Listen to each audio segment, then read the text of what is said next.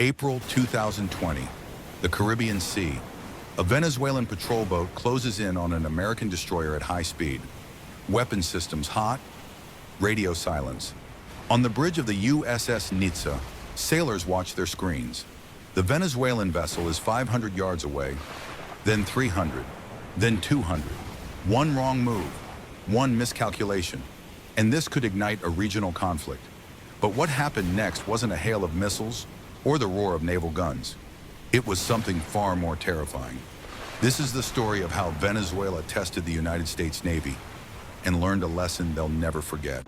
To understand what happened that day, you need to understand the players. Venezuela, once South America's richest nation, has been in free fall for over a decade. Economic collapse, political chaos, and a military desperately trying to project strength it no longer has. The Venezuelan Navy operates a fleet of aging Cold War-era vessels, patrol boats, corvettes, and submarines that are decades past their prime. Most are barely operational, but under Nicolas Maduro's regime, they've been increasingly used for one purpose: intimidation. On the other side, the United States Navy, the USS Nitze, an Arleigh Burke-class destroyer, is one of the most advanced warships ever built. Aegis combat system, Tomahawk cruise missiles, electronic warfare suites that can blind an enemy before they even know they're under attack.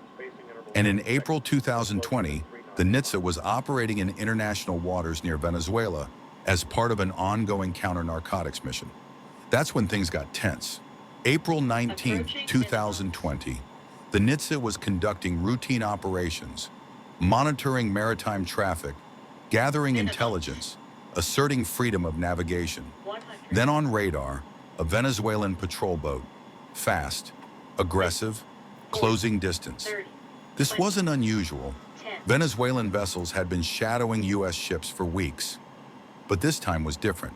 The patrol boat, a Guayquerí-class vessel armed with machine guns and light missiles, began transmitting aggressive radio messages, demanding the Nitze leave Venezuelan waters. There was just one problem. The Nitze was in international waters, legally, undeniably. The Venezuelan captain didn't care. He ordered his boat to close within 200 yards, a dangerously close distance in naval terms. In combat doctrine, that's practically knife-fighting range. On the bridge of the Nitze, Captain Richard Camacho had a decision to make. Engage, back down, escalate. He chose option 3, dominate without firing a shot. What the Venezuelan crew didn't know, what they couldn't know, was that the moment they entered the Nitze's engagement zone, they were already outmatched. The Aegis combat system had locked onto them the second they appeared on radar. Fire control solutions calculated, weapons ready.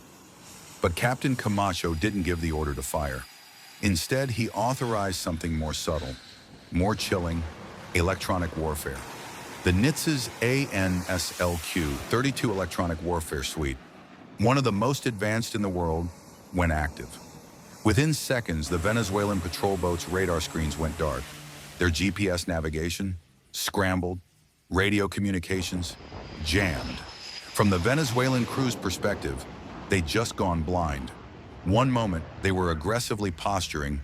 The next, they couldn't see, couldn't navigate, couldn't communicate, and they had no idea how it happened. In naval warfare, this is called soft kill, neutralizing an enemy without kinetic force. And it's terrifying because it's invisible, silent, total. The Venezuelan captain, realizing his ship was compromised, made the only rational choice. He turned around and fled. But this wasn't just about one patrol boat. This was about messaging. For months, Venezuela had been testing U.S. resolve, harassing coalition vessels, violating maritime law, trying to project power it didn't have. The U.S. response strategy was carefully calibrated. Don't escalate. Don't engage kinetically, but demonstrate overwhelming dominance. And it worked. After the April 19th incident, Venezuelan naval harassment dropped sharply. Why? Because word spread through their ranks. The Americans don't need to fire. They can just turn your ship into a floating brick. This is modern naval warfare. It's not about who has the biggest guns. It's about who controls the information space, who can see, communicate, and navigate. And in that domain, the U.S. Navy is untouchable. But let's pause and consider the alternative. What if Captain Camacho had escalated? What if the Venezuelan captain had opened fire first?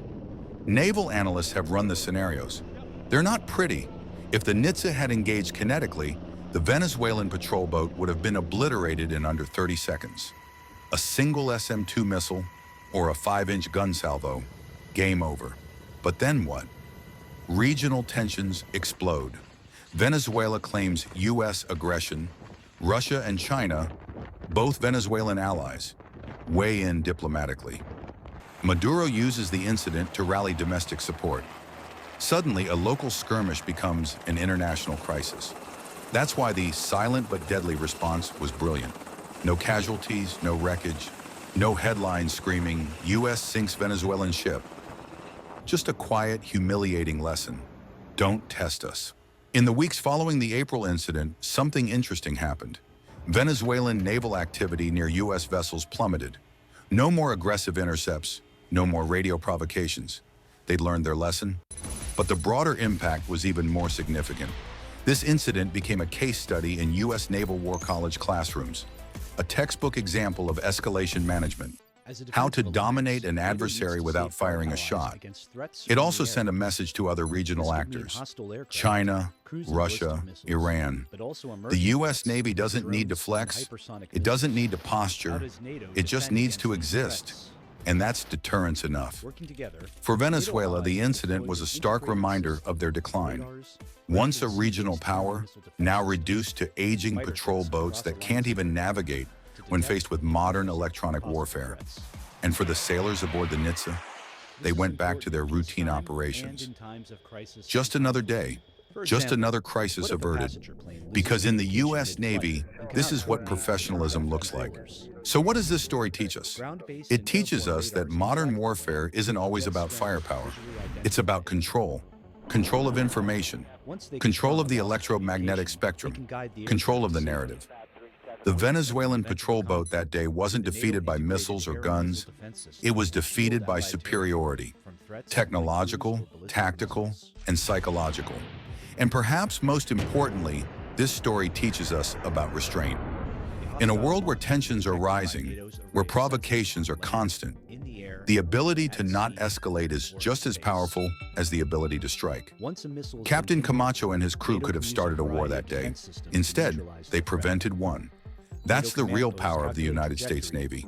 Not just the ability to destroy, but the wisdom to know when not to. Venezuela tested the waters. They learned the hard way. Some challenges aren't worth making, because the response might not be loud, but it will be devastating.